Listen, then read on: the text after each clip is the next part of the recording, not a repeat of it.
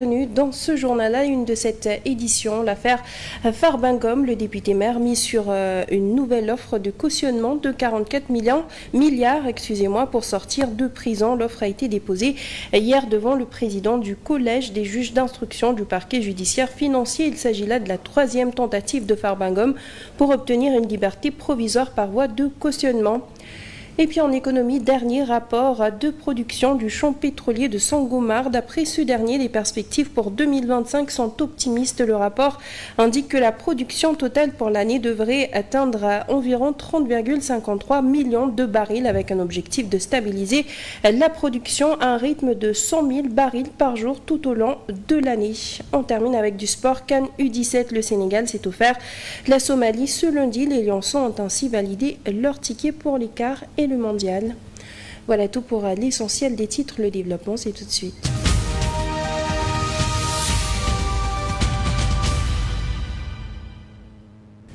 L'affaire Farbengom, donc, pour commencer, incarcéré depuis le 27 février dernier, le député maire des Agna multiplie les tentatives pour obtenir une liberté provisoire. Ses avocats ont déposé hier une nouvelle requête de mise en liberté assortie d'une offre de cautionnement estimée à plus de 44 milliards de francs CFA. Il s'agit là de la troisième demande introduite auprès du président du collège des juges d'instruction du pôle judiciaire financier pour convaincre l'élu à mobiliser une partie importante de son patrimoine dans l'espoir de desserrer l'étau judiciaire qui pèse sur lui. Et puis en justice, toujours après deux reports, l'opérateur économique Aziz Ndiaye et son frère Massata ont comparu hier lundi devant le tribunal du juge dans le cadre de l'affaire du bateau d'engrais détourné et revendu frauduleusement, bien qu'il soit visé pour recel. Leurs avocats contestent catégoriquement les faits qui leur sont reprochés. Toutefois, Aziz Ndiaye a été inculpé et placé en liberté provisoire. Son frère a quant à lui été placé sous contrôle judiciaire avant leur comparution. Ils ont présenté une caution solidaire composée de 3 villas situées à Ngaparou qui a été acceptée par le juge d'instruction. Cette mesure est prise en attendant qu'ils soient entendus sur le fond de l'affaire afin de présenter leur défense. L'instruction, il faut le rappeler, se poursuit néanmoins car deux figures clés du dossier, Lamine Gom et Atoumansi, sont en fuite depuis 2021. En politique à présent, en tournée à l'intérieur du pays, le FDR a vivement réagi aux récentes déclarations du chef de l'État, notamment celle où il avait avancé qu'il appartient aux Sénégalais de mettre la pression sur la justice. Ces propos ont été jugés inquiétants par le FDR qui estime qu'il constitue une remise en cause du principe fondamental d'indépendance de la justice. Le Front appelle les Sénégalais à ne pas céder à la pression des acteurs politiques, qu'ils soient du pouvoir ou de l'opposition. On reste toujours avec de la politique. Réaction sur la première année du président Bassirou Diomaye Faye Abdourahmane Sow, président de la dynamique populaire des volontaires et ex-coordonnateur du COS M23, dresse un tableau peu reluisant. Il dénonce un coût toujours élevé de la vie au Sénégal et ne ménage pas ses critiques à l'encontre du nouveau pouvoir. En tout cas, un débat s'est posé sur le rapport qui a été fait par la Cour des comptes. Maintenant, au-delà, la préoccupation fondamentale que nous avons, c'est que est-ce que c'est réellement à cause de cette situation avancée qu'on connaît ce blocage? Comment est-ce qu'a été géré les 4 000 milliards d'emprunts sous la bannière Ousmane Sonko, Bassirou Diomaye depuis leur arrivée à la tête du pays? Donc c'est plusieurs questions auxquelles on n'a pas encore trouvé réponse. On a tout entendu contre Macky Sall. C'est vrai qu'il y a eu des actes de malgouvernance qui ont été posés. Cependant, il faut admettre que ce n'est pas du tout aisé pour des novices et qui ont été quelque part obligés de faire appel à certains collaborateurs de l'ancien président, de gérer un pays de 18 millions d'âmes avec un passif en termes de déficit très élevé. Moi, je pense qu'il faut admettre que quelque part, ce n'est pas du tout évident et que la réalité du pouvoir, en tout cas, a pris le dessus sur toute autre préoccupation. Moi, je pense qu'il reste beaucoup à faire. À l'opposé, Khalil Blandin Diop de la coalition Diomaye président, lui, se félicite des premières réalisations du régime de Bassirou Diomaye Faye. Pour lui, des avancées notables ont été enregistrées dans presque tous les secteurs. Il salue une gouvernance qu'il juge efficace et prometteuse. Bon, je pense qu'aujourd'hui, nous avons fait un an au pouvoir et on a vraiment, je pense qu'on a un bilan positif. Parce que quoi qu'on puisse dire sur la situation économique du pays, on a trouvé un pays vraiment très difficile sur le plan macroéconomique. Parce qu'on a vraiment un pays où on a un déficit budgétaire qui tourne autour de 12%. Donc ça, c'est un peu compliqué. Le régime a fait beaucoup de sacrifices. On a fait pas mal de réalisations. On a renégocié pas mal de contrats. Le kilogramme de riz qui coûtait 450 francs, que 80% de la population sénégalaise consomme. Actuellement, ce riz coûte 350 francs. Donc le régime actuel est en train de faire un travail remarquable. Et il faut saluer quand même le travail qu'ils font. Et puis Reporters sans frontières aussi fait le point, cette fois-ci sur une gestion du secteur des médias par le nouveau régime. Dans un communiqué, l'ONG internationale présente dans 14 pays constate quelques avancées et encourage les nouvelles autorités à redoubler d'efforts. Elle a également souligné les difficultés que traverse le secteur et préconisé des solutions. Accélérer les réformes et prioriser les chantiers pour une meilleure soutenabilité économique des médias, c'est ce à quoi Reporters sans frontières invite les nouvelles autorités. Faisant le point sur la gestion du secteur des médias durant cette première année de règne du tandem Sonko-Diomaye, l'ONG dont la vocation est de défendre la liberté de la presse met en exergue un certain nombre de réformes qu'elle juge positives. Il s'agit de l'enregistrement des organes de presse sur une plateforme dédiée pour plus de transparence sur le paysage médiatique et l'aide publique, ainsi que l'actualisation de la loi sur la publicité afin d'en renforcer la régulation. Cependant, au même moment, l'ONG note une crise sans précédent qui sévit dans plusieurs entreprises de presse, marquée par des suspensions de contrats publicitaires, l'accumulation d'impayés, bref, la fragilisation générale du secteur. Pour Reporters sans frontières, le défi primordial aujourd'hui est de garantir la survie économique des médias. Une soutenabilité économique qui doit être, selon RSF, davantage prise en charge à travers de larges concertations entre les autorités et les professionnels des médias. RSF de rappeler la journée sans presse tenue le 13 août 2024 à l'initiative du Conseil des diffuseurs et éditeurs de presse du Sénégal pour dénoncer une tentative de musellement de la presse. À en croire l'ONG, il faut dialoguer autour des charges fiscales. Stade et Sunoulamb, deux des quotidiens sportifs les plus lus du pays, ont suspendu leur parution après plus de 20 ans d'existence, invoquant des difficultés économiques insurmontables, rappelle l'ONG. Comme recommandation, RSF préconise le renforcement de la réforme des aides à la presse via l'accompagnement des médias vers plus de professionnalisation. Des questions économiques à présent avec le rapport de mars du champ pétrolier de Sangomar qui montre des chiffres verts. Ce dernier, d'après le rapport, a livré le mois dernier 3,08 millions de barils de pétrole brut avec une expédition de 3 cargaisons vers les marchés internationaux de bonne performance avec une perspective optimiste pour toute l'année 2025. Le projet Sangomar poursuit son essor. Au mois de mars 2025, la production de la réserve pétrolière a atteint 3,8 millions de barils de pétrole brut contre 2,7 millions de barils pour février. D'après le rapport de production de Sangomar mars 2025, le bulletin mensuel indique qu'au cours de cette période, 3 cargaisons de pétrole brut identifiées sous les numéros SAN 024, SAN 025 et SAN 026 ont été chargées et expédiées vers les marchés internationaux. Ces expéditions représentent un volume total de 2,85 millions de barils, révèle la même source. Les prévisions demeurent prometteuses. Les projections pour l'ensemble de l'année 2025 tablent sur une production estimée à 30,53 millions de barils, avec un objectif de stabilisation de la production à 100 000 barils par jour. Le champ pétrolier de Sangomar continue ainsi de démontrer sa solide performance opérationnelle. Ces résultats confirment que le site est en passe de devenir l'un des grands piliers de l'économie sénégalaise, car depuis sa mise en exploitation, le taux de production dépasse largement les objectifs. En 2024, la production annuelle avait atteint 16,9 millions de barils, alors que l'objectif initial était établi à 11,7 millions de barils.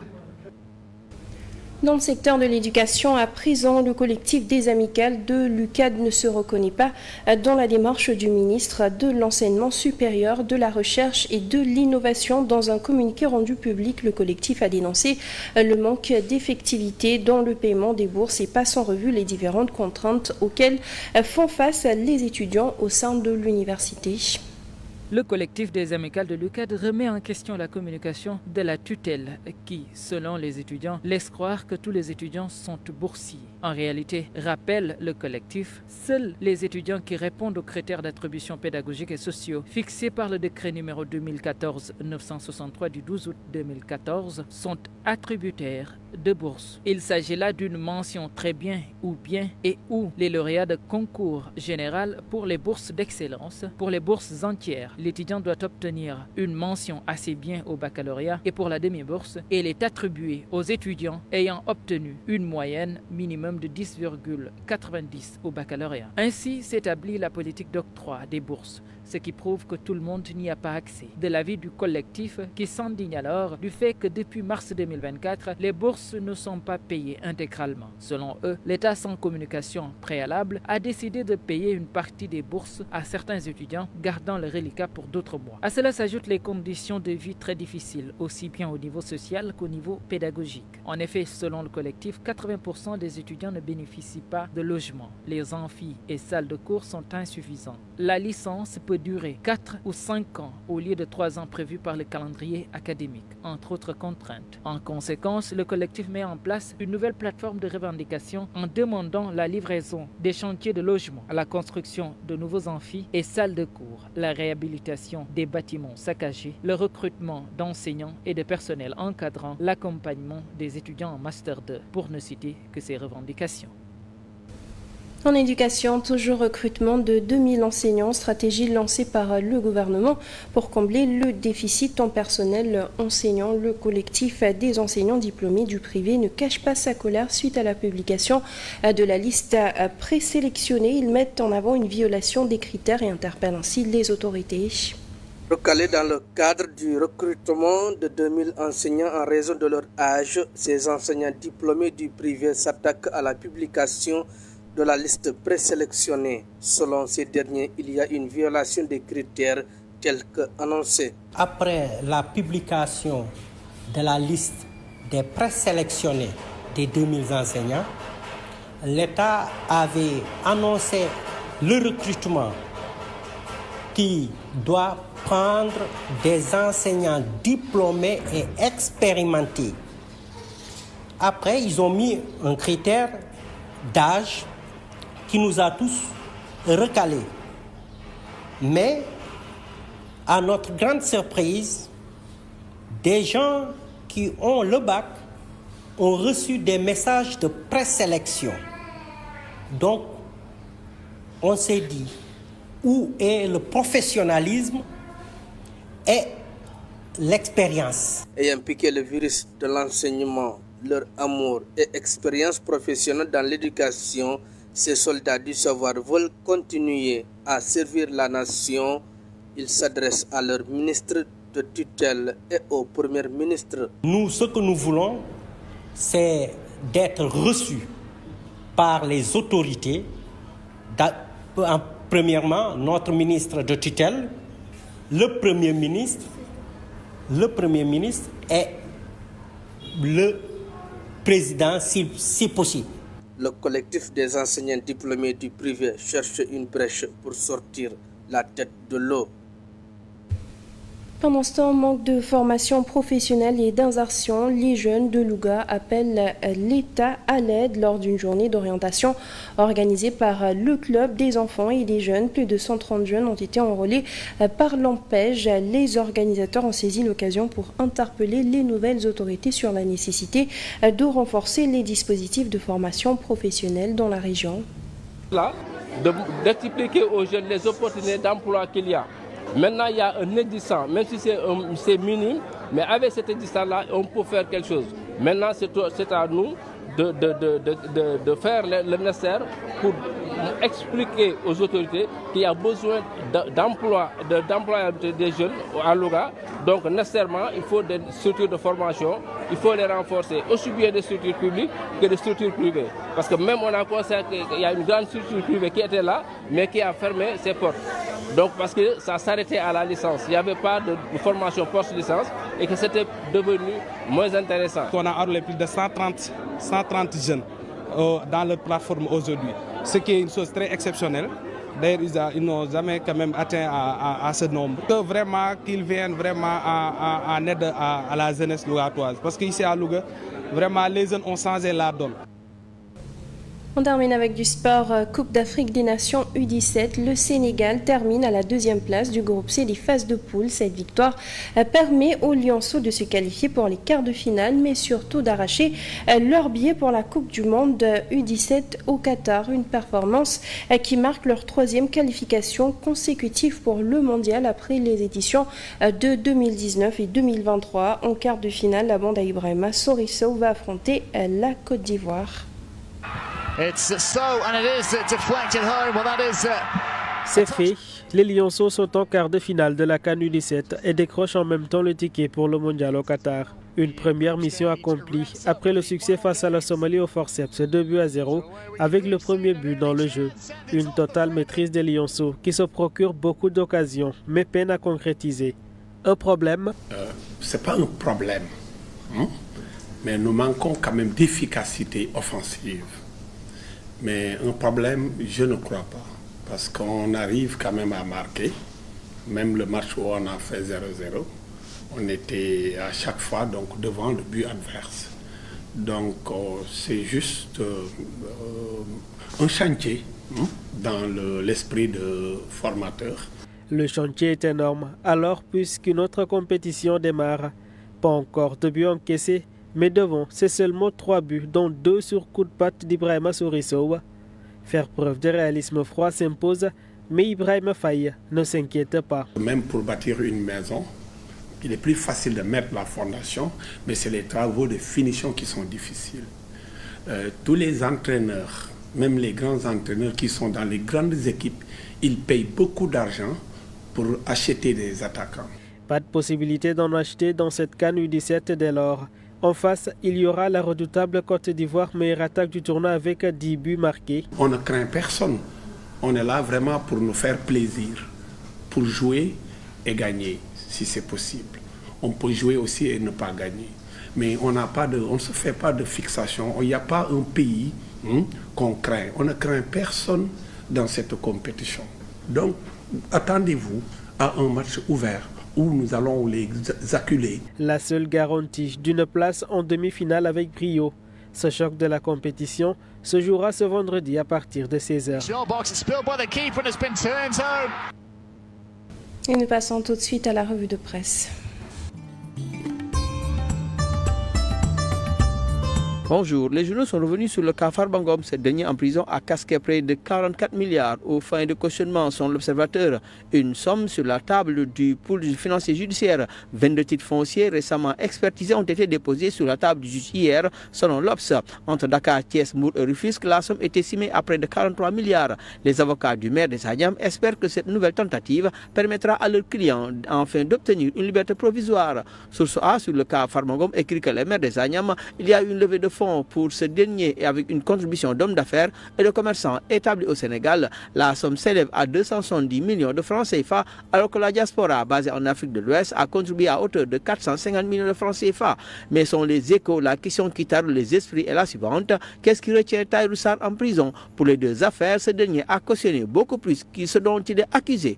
Au chapitre économie, le partenariat entre le Sénégal et le Fonds monétaire international, Rewmi Quotidien s'est penché sur cette question. Rencontre entre le ministre des Finances et du Budget et le FMI, dont le directeur du département Afrique, Bébé Aïmor Selassie, les dessus d'une renégociation titre Rewmi vers la validation du nouveau programme du Sénégal. Selon le journal Vox Populi indique que M. Selassie a été reçu lundi en audience par le ministère des Finances et du Budget, Cheikh Diba, et celui de l'économie, du plan, la coopération, Abdourahmane Diouf, ainsi que le chef de l'État, Bassirou Diomaye Faye. Walf Quotidien indique que le Sénégal cherche la signature d'un nouveau programme économique et financier avec le FMI, le ministre des Finances et du Budget et ministre de l'économie et du plan ont été reçus hier par ABB Aymero Selassie. Le duo Diomaye Sonko fait la une de l'AS, mais selon Reporters sans frontières sur la soutenabilité économique des médias et des cadres de stations de journalistes, l'organisation presse le régime dirigée par le dit tandem. La tribune lui aborde le risque de clash entre Ousmane Diagne, Ousmane Sonko et Diomaye. Ousmane Diagne dit accorder du prix à son indépendance sur la tribune. Le quotidien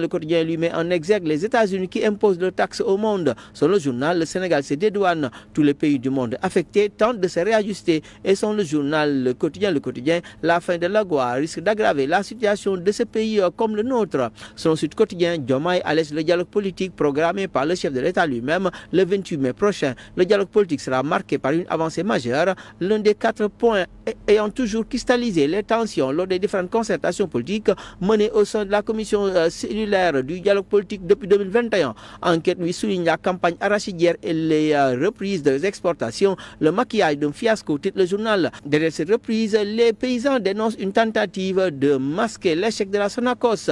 Là où le Soleil lui titre l'agriculture, l'Afrique face à ses paradoxes.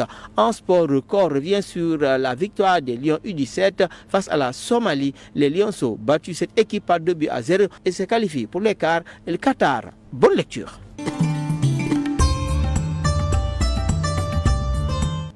C'est ce qui met un terme à ce journal. Merci à vous de l'avoir suivi. À 14h, comme toujours, vous avez le Wolof. Merci, bonne suite au programme sur la 7 TV.